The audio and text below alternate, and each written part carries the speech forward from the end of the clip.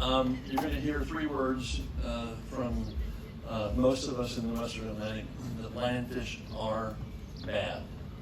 They're bad for the environment, which you know. They're bad for the native reef fish, which you know. They're also bad for humans when they sting you.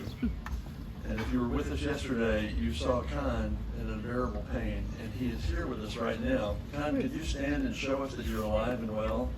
Hold up both your hands. How many times were you stung? Sorry? How many times were you stung? There was like 6 or 7 of them. 6 or 7 stings. And are you happy now? I'm very happy. So are Morphine we. is great. Give Khan a hand. He went through unbearable pain yesterday.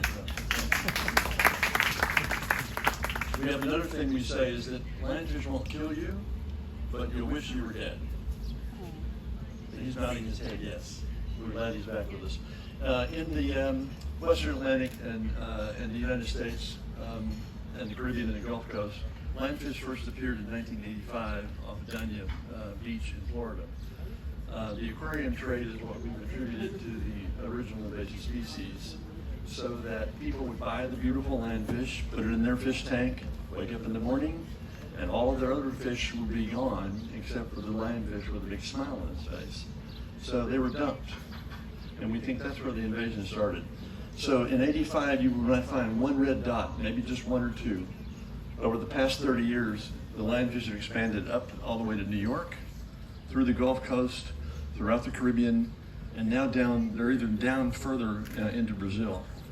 And the invasion has, you already know how the invasion came through the Mediterranean, but this is how it started in the US. So we can go to the next slide.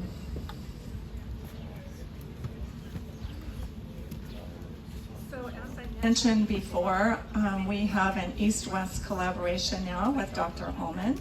And we have a number of fantastic scientists I'll tell you a little bit more about later who have been working with Dr. Ullman. We've done a number of papers together, and we've done symposiums, and some of you were here last night when we showed the documentary we did about Dr. Ullman's visit to the West to learn some of those lessons that we learned the hard way. Hopefully you won't have to do it the hard way like we did. And in the film last night, there was this infographic, which is great. And as Dr. Ullman mentioned, for those of you that weren't here or seen this on video later, it's been translated into quite a few different languages around the Mediterranean. And it's a good synopsis of what did work and what we've learned didn't work. And we'll just talk in more detail about 3 of the things that have worked the best. One has been the derby, as we had yesterday, and then also calling on scuba diving. Can we go to the next slide, please? And that will have to be one to work on here. What you're seeing is an example of 2 first-place teams in the derbies in Florida. Culling with scuba gear and spearing is the gold standard for removing lionfish in our part of the world. The team on the left, that is their catch. In 2 days, they caught over 2,000 lionfish, the 4 divers that are there. First place team in Destin, Florida. The Lionfish University team 2 years ago in Destin, which is the World Championship, over 2,000 lionfish. This year, in May, we took over 24,000 lionfish off the reef in 2 days with 140 divers. Those of you that were with us yesterday, you saw that derbies working. Taking lionfish out of the water doesn't matter whether you take 1 or 100 or 24,000. You're taking a lionfish off the reef that in its lifetime can eat and consume up to 2 million native reef fish. So even though the numbers may be smaller or larger, it doesn't matter, it's all good. This is what works. The next slide, please. So Jim mentioned one of the benefits of derbies was taking a large number of lionfish off the reef in 1 or 2 days, or however long the derby is. And I'd just like to put in perspective, so yesterday about 100 fish were removed, but that does translate, as Jim said, over their 10, 15 plus lifetime, they are consuming a couple million fish on the reefs here. So that's 200 million more native reef fish that you have just from that one derby yesterday down the road. So if you multiply that over time consistently with derbies, it's got a real effect on your fisheries and the bottom line economically. Derbies also are great for scientific research, for collecting data. Got a lot of specimens all in one day. You don't have to go out and hunt them yourself. You can just collect them from other people. A lot of people are great donating them. You don't necessarily have to buy them in the US. And another great thing about derbies, at least in the US, they're often associated with educational festivals. And you can have lionfish tastings, and also just talk to people in the general public about the problem and then what they can do about it. And then there's some other things too that are beneficial, but those are the major ones. And go to the next slide, please.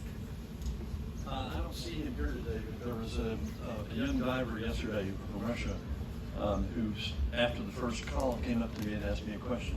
Does what we're doing really work? Can we defeat or conquer or beat the lionfish invasion? This was a question that we were often asked at the very beginning of the invasion. Why are you even bothering to try to take lionfish? They're going out to populate the other native reef fish, or like grains of sand on the beach, trying to remove them one at a time.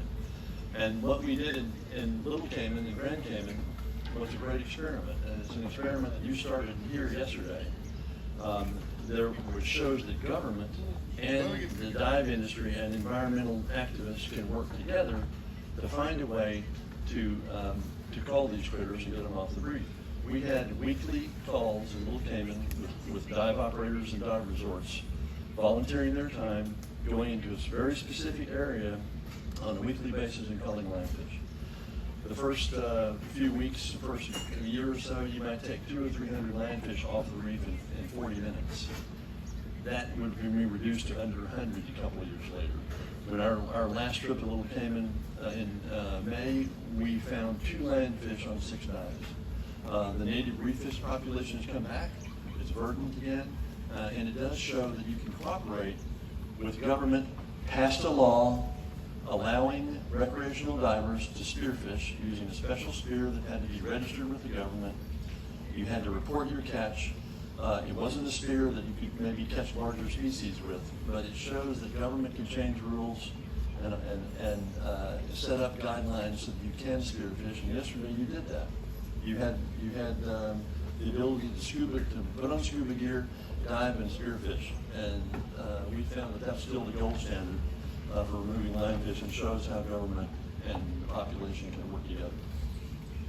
Research has also found that you don't have to remove every invasive lionfish. That was a big question in the beginning.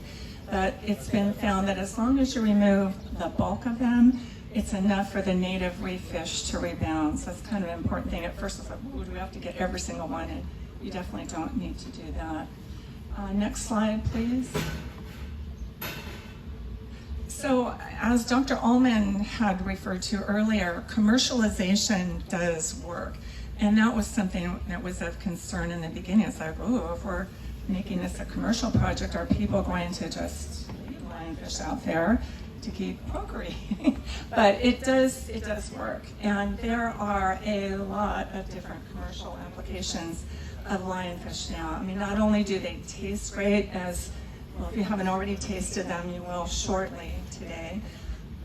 But the arts community now, there's so much beautiful art coming up, creative people with lionfish. And Dr. Ullman is making leather now. There's other companies that are now making lionfish leather, and cookbooks and different foods, dips and things. So maybe one of you here can come up with the next big thing with lionfish. You could potentially make a lot of money with that. So, all right, next slide. What doesn't work? Eileen mentioned the bounty programs that were offered for 12 years didn't really produce the kind of removing of the species you wanted. Same thing in the U.S. We tried bounty programs. We found out that once the money ran out, the fishermen stopped catching the native species, the invasive species, and they populated again. The other thing that doesn't work is that training sharks and moray eels and other types of fish to be predators by feeding them turns the fish, it changes their behavior. They become aggressive. They show up when divers hit the water because they want what they're spearing. We've had moray, we saw some footage in the film of the moray eel trying to attack the zookeeper. You saw the sharks coming and taking the fish off the spear. So we do not promote or advise or support feeding lionfish to potential predators. Hopefully we're learning, it's a learned behavior that they will have as a species, and you'll find them going after the lionfish without a diver getting involved. And the next slide. So some of what we do at Lionfish University is reaching out to the general public, and there are a number of conventions that we attend throughout the year where we've kind of learned what does and doesn't work, the types of conventions that work. There's a big show called DEMA, which is a scuba diving equipment show, and that one has been fabulous for reaching out to people. Blue Wild is a fishing, show. That one has turned out to be great for food. Sometimes there's just differences from one to the other. And it is, again, a great opportunity to give out samples of the fish and talk about research and other sorts of things that are being done. And we've done a number of projects. One was a large project in Antigua that we were funded by a private group in Antigua. And we assessed the reefs. It was right before the pandemic, so we ended up being funded to go back after that pandemic was under control enough. And we did something similar with organizing a large derby, which turned out to be extremely successful. I believe we may be going back again for that purpose. We're hoping to teach the people there to create their own derbies. However, that's our goal, not us to continue to go back on a regular basis. We've done TV spots and journal articles and all kinds of other newspaper articles and things like that. So, next slide. One of the things that I'm most proud of that Stacy and her brother and I did when we started Lionfish University is our research projects. The trap that you see on the upper right there is developed by Dr. Steve Giddings, who's head of NOAA Marine Sanctuaries. Trapping lionfish is something that people have talked about, where traps can be set below diving standards where normal recreational divers go. They can be in the water 24/7, and they don't require you being a scuba diver or spearing. And you can take lionfish off the reef 24/7, and local fishermen can dump the traps in and pull them up and harvest lionfish. We're hoping, this is being researched right now on a much larger grant in Florida, and we're hoping that when we finish the research, these traps will be available at very minimal cost to fishermen and increase the take. You'll never replace spearing. That's adrenaline rush. Those of you that hoisted your spear yesterday, were the warriors coming home with the goods, But the traps is something that we're very excited about and very proud of what we've done amongst some other research projects. And next slide. We've developed a field reporter system with Lionfish University, and it's a group of volunteers throughout the invaded area that share information with one another and with the general public through our social media outlets. And it's really turned out to be a great way to reach the public. And we also do sometimes survey this group. It's a ready source of people who are already involved in the lionfish invasion, often spearing them. They know the fish very well in their areas, which vary from area to area greatly. The depths they're located, all sorts of information that can be shared. And we also do empirical research sometimes for researchers that want to answer some question related to whatever they're studying. So it's a really easy group for us to send out. They're very motivated to answer surveys that we send out to them. So if anybody has a need for anything like that, let us know. We're happy to do that with our database of that. We also have some fantastic science advisors, and these are the advisors that we've been working with Dr. Ullman. Jim mentioned Dr. Steve Giddings with the whale shark there. and he's in charge of all the NOAA Marine Park research in the United States. We've been so fortunate to have these superstars of the lionfish invasion on our team, volunteering their time and their expertise. There's Dr. Holden Harris. He is a brilliant guy who finished his PhD not too long back, and his dissertation was based on Dr. Gating's research with the lionfish traps. He just took it to another level. There's Alex Fogg on the lower right, and he is like the lionfish king of all time. Like any question you need to answer with lionfish, he will know the answer. And I've never seen anybody hunt lionfish like he does. He is like a machine underwater. And if you see some of his videos, don't do what he does, which sometimes even bare hands he's throwing them like, ah. But he's so experienced, he is able to do that. And then, of course, Dr. Ullman. Now you all know who Dr. Ullman is. So it's been fantastic to have her on our team. If anybody's here who would like to volunteer as a field reporter or as a science advisor, let us know. All right, next slide. I just want to say that Alex Fogg, we actually called yesterday when we saw kind of the amazing kind in pain. We called Alex Fogg, who was on a boat out in the middle of the Gulf, and he sent us back 2 instructions: hot water, heat, and that you were going to be okay. And as you found out, the hotter the water, the more efficacy it has on the pain. The last thing, this is it. Really, the lionfish invasion, there is a silver lining. We've done a number of PSAs and a number of films. Some of you saw the documentary last night.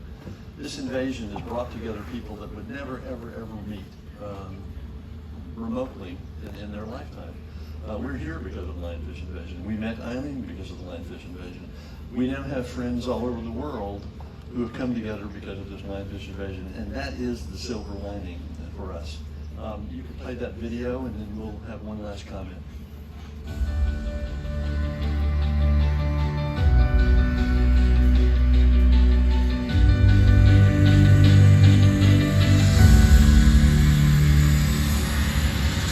Disasters often come with silver linings, and this one is no exception. The lionfish invasion created a community of new friends and colleagues that differ in countless ways, but share a mutual interest and respect for the lionfish threat and the need to control it to protect the places we love. For some people, their lives changed with the invasion. Some created businesses building and selling culling gear or jewelry made from lionfish. Many divers earned money hunting and selling lionfish to restaurants and wholesalers.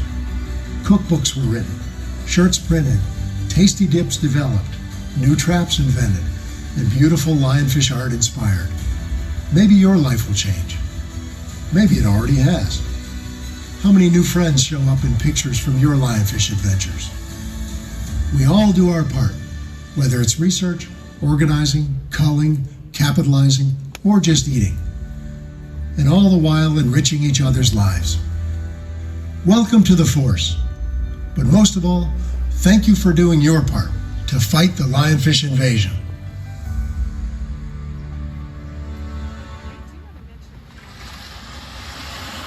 You can stop with that. Thank you. I do want to mention a group of women in Belize. It's a women's cooperative that makes jewelry, and it's been really a cool project headed by our friend Phil Karp. And these women and also their husbands in this area had gotten pretty poverty stricken, and with the overfishing on the reefs coupled with lionfish invasion, they were really unable to make a living just fishing any longer. So they've kind of shifted gears, and the husbands are now hunting lionfish and the wives are making jewelry. So it really makes a big difference for them and their families to be able to find something now in these reefs that have been so decimated that they can actually live on. So there may be all kinds of applications for you in this region. I'm sorry, I don't really know your demographics as well, but just things to think about, that there is so much that can be helping people in poverty as well. There's one last thing to also think about, and that's how good the lionfish are going to taste in a few minutes. And we have a phrase that we started some years ago: eat 'em to beat 'em. These are edible invaders, and it's reverse conservation. You can take as many of these things off the reef and put them in your stomach as you want. They'll never be endangered, but you're serving and helping save the reef and not getting stung. Thank you very much. Appreciate it. Thanks.